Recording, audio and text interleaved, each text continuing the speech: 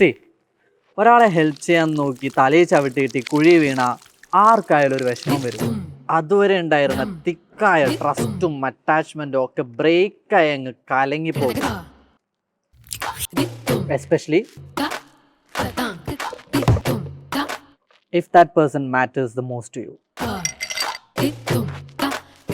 Also, ആൾക്കാർ തന്നെ വേണമെന്നില്ല പാതാളത്തിലാവാൻ.